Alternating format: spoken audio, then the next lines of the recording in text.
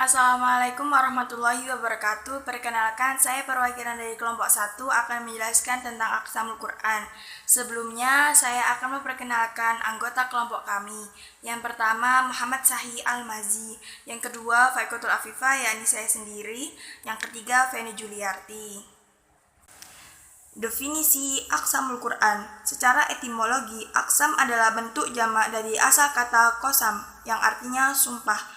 Qasam semakna dengan kata al-hif dan al-yamin.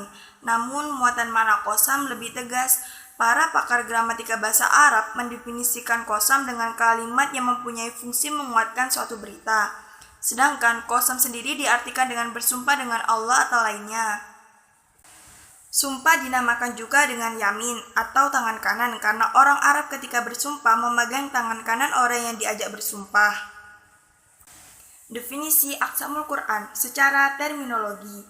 Qasam adalah sebagai mengikat jiwa atau hati agar tidak melakukan atau melakukan sesuatu dengan suatu makna yang dipandang besar, agung baik secara hakiki maupun secara i'tiqadi oleh orang yang bersumpah itu. Dalam Kamus Besar Bahasa Indonesia, sumpah atau aqsam artinya adalah pernyataan yang diucapkan secara resmi dengan bersaksi kepada Tuhan atau sesuatu yang dianggap suci, bahwa apa yang dikatakan atau dijanjikan itu benar. Unsur-unsur aqsam dan ungkapannya. Unsur-unsur yang pertama yakni adat qasam, sigat yang digunakan untuk menunjukkan qasam atau sumpah, baik dalam bentuk fi'il maupun huruf qasam sebagai pengganti fi'il qasam. Contoh qasam dengan memakai kata kerja misalnya surat An-Nahl ayat 38. Contoh adat qasam yang banyak dipakai dalam wau yakni surat At-Tin ayat 1 dan 2. Sedangkan khusus lafaz al-jalalah yang digunakan untuk pengganti fi'il qasam adalah huruf ta. Seperti dalam firman Allah Subhanahu wa taala dalam surat Al-Anbiya.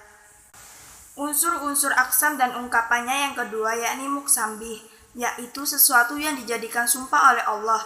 Sumpah dalam Al-Quran dapat dilakukan dengan dua cara, yaitu Allah bersumpah dengan dirinya, yang kedua yakni Allah bersumpah dengan makhluk-makhluknya. Contoh Allah bersumpah dengan dirinya, contohnya surat Adz-Dzariyat ayat 23. Sedangkan contoh Allah bersumpah dengan makhluk-makhluknya yakni Asy-Syams 1-7. Terima kasih teman-teman.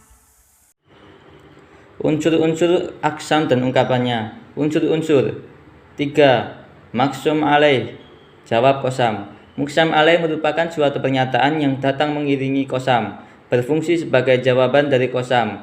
Di dalam Al-Quran terdapat dua maqsum alaih, yaitu yang disebutkan secara tegas atau dibuang. Jenis-jenis yang pertama terdapat dalam ayat-ayat sebagai berikut.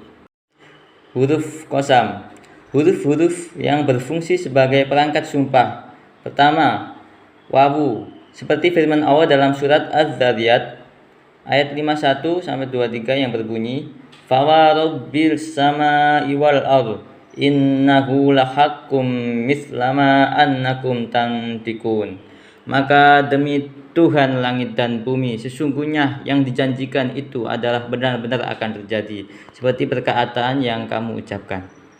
Huruf kedua adalah huruf ba, seperti dalam firman Allah dalam surat Al-Qiyamah 75:1 yang berbunyi, "La uqsimu biyaumil qiyamah." Aku bersumpah demi hari kiamat. Qala fa bi'izzatika la ukhwiyannahum ajmain. Iblis menjawab, demi kuasaan Engkau aku akan menyesatkan mereka semua. Surat Sad 82.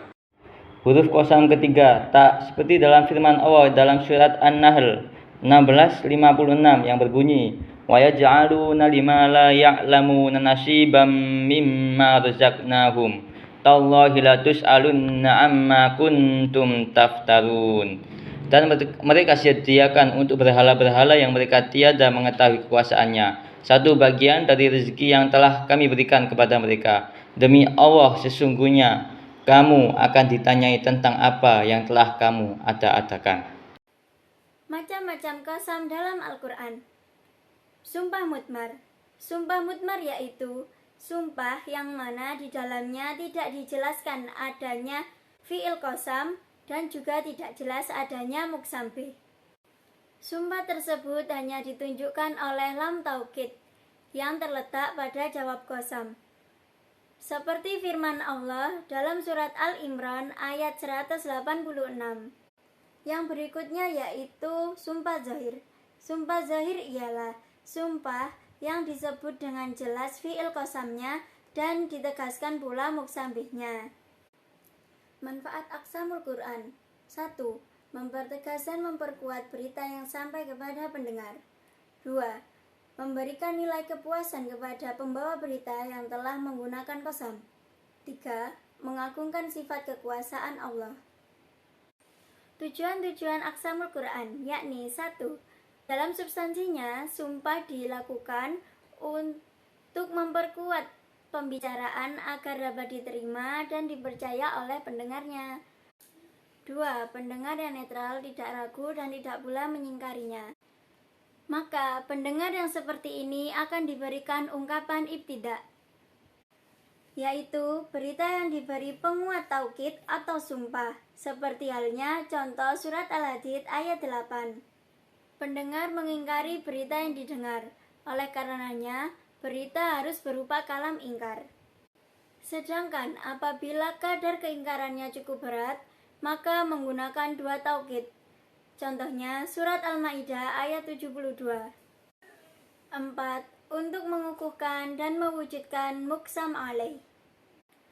Dan yang terakhir, untuk menjelaskan tauhid atau untuk menegaskan kebenaran Al-Quran. Kami dari kelompok 10 mohon maaf apabila ada salah kata dan salah ucap. Semoga bermanfaat dan barokah. Wabillahi taufiq wal hidayah. Wassalamualaikum warahmatullahi wabarakatuh.